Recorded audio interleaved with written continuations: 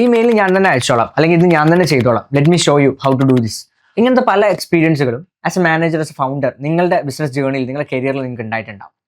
ഇത് ചെയ്യുന്ന സമയത്ത് നിങ്ങളുടെ മൈൻഡിൽ നിങ്ങൾ ചിന്തിക്കുന്ന ഒരു കാര്യമുണ്ട്.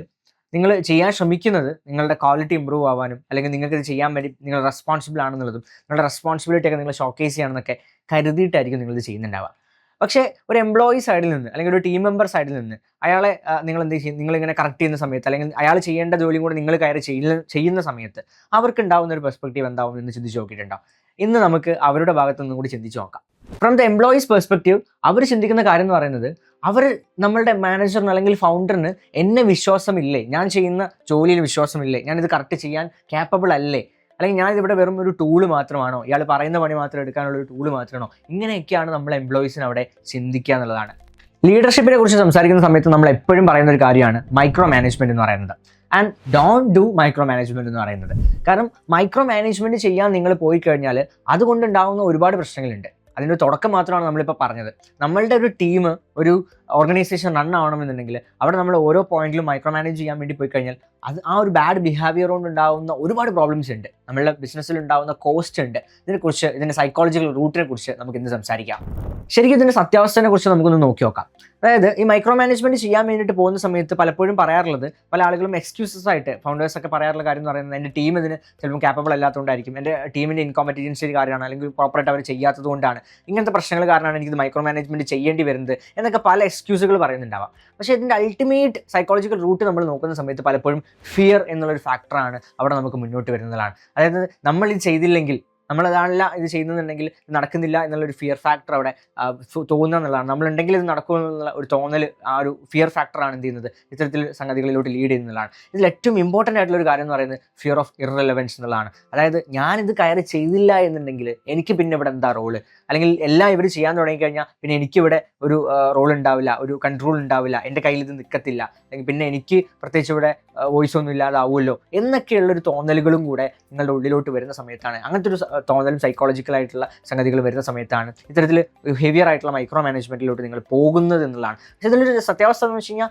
പല ലീഡേഴ്സിനും അവർ മൈക്രോ മാനേജ്മെന്റ് ചെയ്യുകയാണെന്ന് പോലും അറിയില്ല എന്നുള്ളതാണ്. അവർ മൈക്രോ മാനേജ്മെന്റ് ആണ് ചെയ്തുകൊണ്ടിരിക്കുന്നത്, അവർക്ക് തിരിച്ചറിയാൻ പറ്റത്തില്ല. പക്ഷേ ഇതിൻ്റെ ഇമ്പാക്റ്റ്, ഇതിൻ്റെ ഔട്ട്കം ഉണ്ടാവുന്ന സമയത്ത്, ഇതിൻ്റെ ഒരു വലിയ കോസ്റ്റ് അവർ മനസ്സിലാക്കുന്ന സമയത്ത് ഇതിൽ ഒരുപാട് അവർക്ക് കോസ്റ്റ് വന്നിട്ടുണ്ടാവും എന്നുള്ളതാണ്. അത് ഫൈനാൻഷ്യലി മാത്രമല്ല, നിങ്ങളുടെ എഫേർട്സിൽ, നിങ്ങളുടെ ടൈമിൽ കുറേ കാര്യങ്ങൾ നിങ്ങൾക്ക് കോസ്റ്റ് വന്നിട്ടുണ്ടാകും എന്നുള്ളതാണ്. പലപ്പോഴും പല ലീഡേഴ്സും ഇത് ചെയ്യുന്നതിൻ്റെ റീസൺ എന്ന് പറഞ്ഞു കഴിഞ്ഞാൽ അവരിതിൽ ഇമ്പോർട്ടൻറ്റ് ഫാക്ടറാണ് എന്നവരെ കാണിക്കാൻ വേണ്ടി ചെയ്യുന്ന ഒരു കാര്യമാണ്. പക്ഷേ ഇതിൽ സത്യാവസ്ഥ എന്ന് പറഞ്ഞു കഴിഞ്ഞാൽ അത്തരത്തിൽ നിങ്ങളെ എല്ലാ കാര്യങ്ങളിലും നിങ്ങൾ ഓടിയെത്തണം, നിങ്ങൾ തന്നെയാണ് ഇതിൻ്റെ എല്ലാ എൻഡും ചെയ്യുന്നത് എന്നുള്ള രീതിയിലാണെങ്കിൽ നിങ്ങളൊരു ഹീറോ ആയിരിക്കും. പക്ഷേ നിങ്ങൾ ആ ഒരു സ്റ്റോറിയിൽ മാത്രം ഒതുക്കി നിൽക്കുന്നതാണ്. ഇതിൻ്റെ ഒരു പ്രശ്നം എന്ന് പറയാൻ, നിങ്ങളൊരു കമ്പനിയിൽ ഹീറോ ആവാനല്ല നിങ്ങൾ നോക്കേണ്ടത്. അവിടെ ശരിക്കും പറഞ്ഞാൽ നിങ്ങളാകുന്നത് നിങ്ങളൊരു ഫൗണ്ടറോ, നിങ്ങളൊരു ഓർഗനൈസേഷനോ, ഒരു ബിസിനസ് ഓണറോ ആയിട്ട് മാറാൻ നിങ്ങൾക്ക് പറ്റില്ല. പകരം നിങ്ങളൊരു വൺ മാൻ ഷോ കളിക്കുന്ന കുറച്ച് അസിസ്റ്റൻസ് ഉള്ള ഒരാളായിട്ട് മാത്രമേ നിങ്ങൾക്ക് ആവാൻ വേണ്ടി പറ്റുള്ളൂ എന്നുള്ളതാണ്. ഇതാണ് ഇതിൻ്റെ സത്യാവസ്ഥ. ഇത് നമ്മൾ ആദ്യം മനസ്സിലാക്കണം. എന്നിട്ട് നമ്മൾ ആദ്യം ഈ ബിഹേവിയറിനെ കുറിച്ച് പഠിക്കണം. എന്നിട്ട് നമുക്ക് എവിടെയെങ്കിലും ഈ ബിഹേവിയർ ഉണ്ടോ എന്ന് നോക്കണം.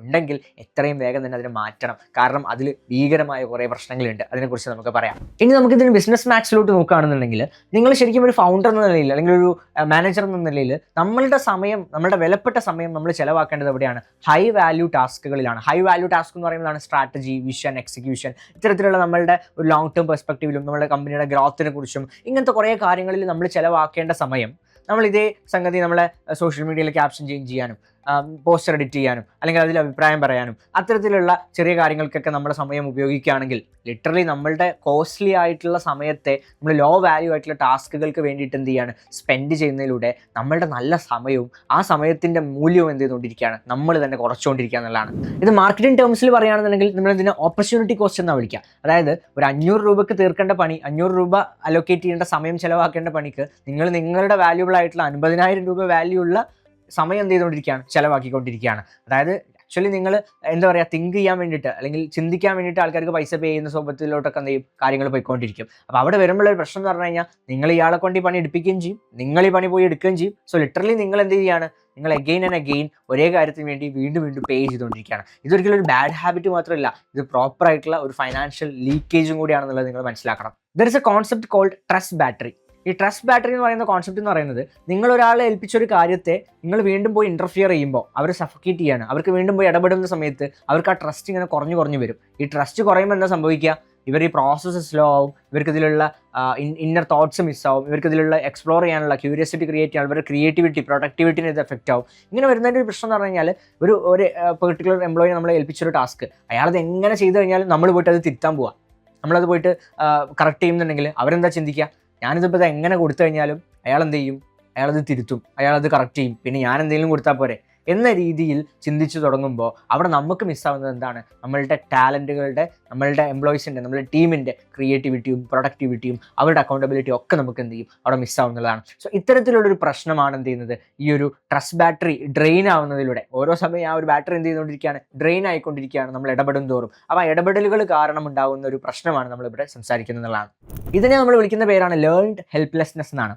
അതായത് നിങ്ങൾ ആ ടീമിൻ്റെ കേസിൽ അല്ലെങ്കിൽ നിങ്ങളുടെ കമ്പനീൻ്റെ ഉള്ളിൽ എന്ത് കാര്യങ്ങൾ നടക്കണമെങ്കിലും നിങ്ങൾ വരണം, നിങ്ങളാണ് അവസാന വാക്ക്, നിങ്ങൾ എത്തിയേ പറ്റുള്ളൂ, നിങ്ങൾ ചെയ്തേ പറ്റുള്ളൂ എന്ന രീതിയിലോട്ട് ഈ കാര്യങ്ങൾ വന്നു തുടങ്ങും. നിങ്ങളുടെ ടീം കംപ്ലീറ്റ്ലി നിങ്ങളെ ഡിപ്പെൻഡ് ചെയ്ത് തുടങ്ങും. ടീമിൻ്റെ സൈഡിൽ നിന്ന് ഒരു ഇൻപുട്സും ഒരു പുതിയ രീതിയിലുള്ള ഇന്നോവേഷൻസും കാര്യങ്ങളൊന്നും വരാതെയാവും. ഇങ്ങനെ വരുമ്പോൾ എന്താണ് സംഭവിക്കുക, നമ്മുടെ ടീമിൻ്റെ അടുത്ത് ക്രിയേറ്റീവായിട്ടുള്ള ഐഡിയാസോ സ്ട്രാറ്റജിക്കലായിട്ടുള്ള ഇൻപുട്സോ സജഷൻസോ കാര്യങ്ങളൊന്നും നമ്മളുടെ കോൺട്രിബ്യൂഷൻസ് ഒന്നും നമ്മളുടെ കമ്പനിയിലോട്ട്, നമ്മുടെ ഓർഗനൈസേഷനിലോട്ട് വരുത്തില്ല. അവരെ ഏൽപ്പിച്ച കാര്യങ്ങൾ അതങ്ങനെ റിമോട്ട് രീതിയിൽ ചെയ്തു പോകുന്ന രീതിയിൽ ടൂളുകൾ മാത്രമായിട്ട് മാറും. ഇങ്ങനെ വരുമ്പോൾ സ്വാഭാവികമായിട്ടും ഉണ്ടാകുന്ന പ്രശ്നം എന്താണ്, ഇവഞ്ച്വലി നമ്മൾ തന്നെ നമ്മളുടെ കമ്പനിയുടെ ബോട്ടിൽനെക്കായിട്ട് മാറും. നമ്മളില്ലെങ്കിൽ നമ്മുടെ കമ്പനി റൺ ആവുന്നില്ല, നമ്മുടെ ഓർഗനൈസേഷൻ റൺ ആവുന്നില്ല എന്ന സിറ്റുവേഷനിൽ എത്തും. ഇങ്ങനെ വന്ന് നിൽക്കുമ്പോഴുള്ള സിറ്റുവേഷൻ എന്താണ്, നിങ്ങൾക്ക് വേണ്ടിയിരുന്നത് ഒരു എൻ്റയർ കൺട്രോളിങ് സിസ്റ്റം ആയിരുന്നു, പക്ഷെ നിങ്ങൾക്ക് കിട്ടിയത് എന്താണ്, ഒരു ബേർഡൻ ആണെന്നുള്ളതാണ്. സോ ഈ രീതിയിലോട്ട് നിങ്ങളുടെ ഓർഗനൈസേഷൻ സ്ട്രക്ചർ പോയിക്കൊണ്ടിരിക്കുകയാണെന്ന് നിങ്ങൾ മനസ്സിലാക്കുക. എന്നിട്ട് ഇതിനെ നിങ്ങൾ പെട്ടെന്ന് തന്നെ കറക്റ്റ് ചെയ്യുക എന്നുള്ളതാണ്. ഇന്നത്തെ കാലത്ത് നമ്മൾ ബെസ്റ്റ് ടാലൻസിലോട്ടൊക്കെ നോക്കുകയാണ് സമയത്ത്, പ്രത്യേകിച്ച് നമ്മൾ ജെൻസി ആയിക്കോട്ടെ അല്ലെങ്കിൽ അത്യാവശ്യം നല്ല ടാലൻറ്റഡ് ആയിട്ടുള്ള ആൾക്കാരൊക്കെ നമ്മുടെ അടുത്ത് വന്ന് വർക്ക് ചെയ്യണമെന്നുണ്ടെങ്കിൽ അവർ ജസ്റ്റ് ഒരു സാലറിയുടെ പുറത്ത് മാത്രമല്ല വർക്ക് ചെയ്യുന്നത്. അവർക്ക് ഈ പറയുന്ന ഓട്ടോണമി കിട്ടണം, അവർക്ക് ഈ പറയുന്ന സൂപ്പർ പവർ കിട്ടണം, അവർക്ക് ആ ഒരു അതോറിറ്റി നമ്മളവിടെ കൊടുത്താൽ മാത്രമാണ്, ആ പവർ അവിടെ കൊടുത്താൽ മാത്രമാണ് അവർക്ക് പെർഫോം ചെയ്യാൻ വേണ്ടി പറ്റുള്ളൂ. അതല്ല നമ്മൾ ഓരോ കാര്യങ്ങളിലും ഇൻ്റർഫിയർ ചെയ്ത് അവർ സഫോക്കേറ്റ് ചെയ്തുകൊണ്ടിരുന്നു കഴിഞ്ഞാൽ അവർക്ക് സ്വാഭാവികമായിട്ടും ആ എൻവയോൺമെൻറ്റിൽ അത് സർവൈവ് ചെയ്യാൻ വേണ്ടി പറ്റില്ല. അപ്പോൾ ആ നല്ല ടാലൻറ്റുകളെ നമ്മളെ ടീമിൽ നിന്ന്, നമ്മുടെ കമ്പനി ഓർഗനൈസേഷനിൽ നിന്ന് നമുക്ക് മിസ് ഔട്ട് ആവുന്ന സിറ്റുവേഷൻസ് ഉണ്ടാവും. അവർക്ക് നമ്മളെടുത്ത് സർവൈവ് ചെയ്യാൻ പറ്റില്ല, നമ്മുടെ ടീമിൻ്റെ അടുത്ത് നല്ല പെർഫോമൻസ് കാഴ്ചവെക്കാൻ വേണ്ടി പറ്റില്ല എന്നുള്ളതാണ്. സോ ഇത്തരത്തിലുള്ള ഭീകരമായ ഇമ്പാക്റ്റുകളാണ് നിങ്ങളുടെ ചെറിയ ബാഡ് ഹാബിറ്റ് കൊണ്ടുണ്ടാവുന്നതാണ്. അത് ഒരു പക്ഷേ നമ്മളൊക്കെ ചെയ്യുന്നതിൻ്റെ കാര്യം എന്ന് പറയുന്നത് കൂടുതൽ കാര്യങ്ങൾ നന്നാവാൻ വേണ്ടി ചെയ്യുന്ന കാര്യമായിരുന്നിട്ട് കൂടെ അതുകൊണ്ടുണ്ടാകുന്ന പ്രശ്നങ്ങളെ കുറിച്ചാണ് നമ്മളിപ്പോൾ പറഞ്ഞത്. A great culture is built on accountability, not monitoring.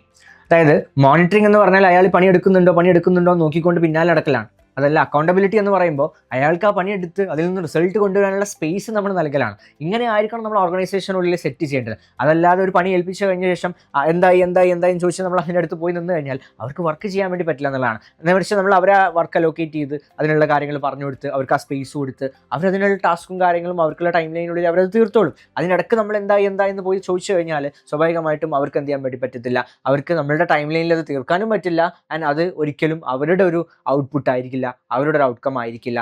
അതൊരു ലൈക്ക് നമ്മൾ പറഞ്ഞ പോലെ എന്തെങ്കിലുമൊക്കെ ആക്കി തരുന്നു, ഏത് രീതിയിലായിരിക്കും അതിൻ്റെ ഒരു ഔട്ട്കം വരിക. അപ്പോൾ അത് നിങ്ങൾക്ക് ആവശ്യമുള്ള ഔട്ട്കം ആയിരിക്കുകയും ചെയ്യില്ല. അപ്പോൾ അവിടെ വീണ്ടും നിങ്ങൾ എന്ത് ചെയ്യേണ്ടി വരും, വീണ്ടും നിങ്ങൾ പണിയെടുക്കേണ്ട സിറ്റുവേഷൻ വരുന്നതാണ്. ഹൈ പെർഫോമൻസ് ആയിട്ടുള്ള ടാലൻസുകളൊക്കെ നമ്മൾ നോക്കുന്ന സമയത്ത് അവരൊക്കെ ഗ്രോ ചെയ്യുന്നത് ഒരിക്കലും ഈ ഒരു ട്രസ്റ്റിൻ്റെ പുറത്താണ്, അല്ലാതെ സർവൈലൻസിൻ്റെ പുറത്തല്ല. അവരെ പിന്നാലെ നടന്ന് നമ്മളിങ്ങനെ എന്തായെന്ന് ചോദിക്കുന്നതിലല്ല ഈ ഹൈ പെർഫോമൻസ് ആയിട്ടുള്ള ടാലൻറ്റുകളൊന്നും എന്ത് ചെയ്യുന്നത്, പെർഫോം ചെയ്യുന്നത്. അവർക്ക് കൊടുക്കുന്ന ട്രസ്റ്റ്, അവരിൽ നമ്മളൊരു ട്രസ്റ്റ് കൊടുക്കുകയാണ്, നിന്നെക്കൊണ്ട് ചെയ്യാൻ വേണ്ടി പറ്റും എന്ന് പറയുമ്പോൾ അത് അവന് ചെയ്യാൻ വേണ്ടി പറ്റും, അവനത് ചെയ്യാൻ റെസ്പോൺസിബിളായി. നേരെ പക്ഷേ നിന്നെക്കൊണ്ട് ഇത് ചെയ്യാൻ പറ്റുമോ എന്ന് ചോദിച്ചാൽ പോലും ഈ ഒരു കേസ് മാറി എന്നുള്ളതാണ്. ഇത് നിങ്ങൾ മനസ്സിലാക്കണം. ഇത് ചെയ്യുന്നുണ്ടോ എന്ന് പോയി നോക്കാനും കൂടി നിന്ന് കഴിഞ്ഞാൽ അവർക്കിതൊന്നും ചെയ്യാൻ വേണ്ടി പറ്റത്തില്ല എന്നുള്ളതാണ്. നിങ്ങൾക്ക് നിങ്ങളുടെ സമയവും നിങ്ങളുടെ ഒരുപാട് എഫേർട്ടും അവിടെ വേസ്റ്റ് ആവും എന്നുള്ളതാണ്. മൈക്രോ മാനേജ്മെൻറ്റ് എന്ന് പറയുന്ന ഒരു ലീഡർഷിപ്പ് സ്റ്റൈലല്ല, ഇതൊരു സ്ട്രെസ് റെസ്പോൺസ് ആണ്. നമ്മൾ സ്വാഭാവികമായിട്ട് സ്ട്രെസ് ഉള്ള സമയത്ത് നമ്മളതിനെ കൺട്രോൾ ചെയ്യാൻ ശ്രമിക്കാം. പക്ഷേ ശരിക്കും അതിനെ കൺട്രോൾ ചെയ്യാനല്ല ശ്രമിക്കേണ്ടത്, ലെറ്റ് ഇറ്റ് ഗോ. നമ്മളതിനെ വിട്ട് കളയാണ് വേണ്ടത്. അങ്ങനെ ചെയ്യുമ്പോഴാണ് ആ സ്ട്രെസ് എന്ത് ചെയ്യുക, റിമൂവ് ആയി പോവുക. അപ്പോൾ നിങ്ങൾ ഓർഗനൈസേഷനുള്ളിലോട്ട് നോക്കുന്ന സമയത്ത് നിങ്ങൾക്ക് വേണ്ടി വർക്ക് ചെയ്യാൻ, നിങ്ങൾ പറഞ്ഞ കാര്യങ്ങൾ ചെയ്യുന്ന ഒരു അസിസ്റ്റൻസിനെ അല്ല നിങ്ങൾക്ക് ആവശ്യം. നിങ്ങളില്ലാതെ പോലും വർക്ക് ചെയ്യുന്ന ഒരു സെൽഫ് സസ്റ്റൈനബിൾ ആയിട്ടുള്ള സിസ്റ്റം നിങ്ങളുടെ കമ്പനിയിൽ, നിങ്ങളുടെ ഓർഗനൈസേഷനിൽ നിങ്ങൾ ബിൽഡ് ചെയ്യുക എന്നുള്ളതാണ് ഒരു ഫൗണ്ടറെ സംബന്ധിച്ചിടത്തോളം ഒരു ഏറ്റവും വലിയ സക്സസ്ഫുൾ ആയിട്ടുള്ള അവരുടെ വിജയം എന്ന് നമ്മൾ പറയുന്നത് എന്നുള്ളതാണ്. സോ ഈ രീതിയിലായിരിക്കണം നിങ്ങളുടെ ഓർഗനൈസേഷനെ നിങ്ങൾ ബിൽഡ് ചെയ്യേണ്ടതും ചാർട്ട് ചെയ്യേണ്ടതെന്നുള്ളതാണ്. നിങ്ങളുടെ ടീമിന് നിങ്ങൾ കൃത്യമായിട്ടുള്ള ബ്രീത്തിങ് സ്പേസ് കൊടുക്കുക. Let them learn, let them dum fail, let them grow. ഈ ഒരു രീതിയിൽ തന്നെ നിങ്ങളുടെ കമ്പനിയിലുള്ള ഓരോ എംപ്ലോയീസിനും ഓരോ ടീം മെമ്പേഴ്സിനും ആ ഗ്രോത്ത് ഉണ്ടാകുമ്പോഴാണ് നമ്മുടെ കമ്പനിക്കും നമ്മുടെ ഓർഗനൈസേഷനും ആ ഗ്രോത്ത് ഉണ്ടാകാൻ വേണ്ടി പറ്റുള്ളൂ. അപ്പോൾ ഒരു ചോദ്യം ചോദിച്ചാൽ നമുക്ക് നിർത്താം. നിങ്ങൾ ഒരു നല്ല ലീഡറാണോ അതല്ലെങ്കിൽ നിങ്ങളുടെ ടീം മെമ്പേഴ്സിനെ സഫക്കേറ്റ് ചെയ്യുന്ന ഒരു ബോസ് ആണോ എന്നുള്ളത് നിങ്ങളോട് തന്നെ ചോദിക്കുക. എന്നിട്ട് അതിന് ഉത്തരം കണ്ടെത്തുക. ആ ഉത്തരത്തിനനുസരിച്ച് നിങ്ങൾ വർക്കും കൂടെ ചെയ്യുക. All the best.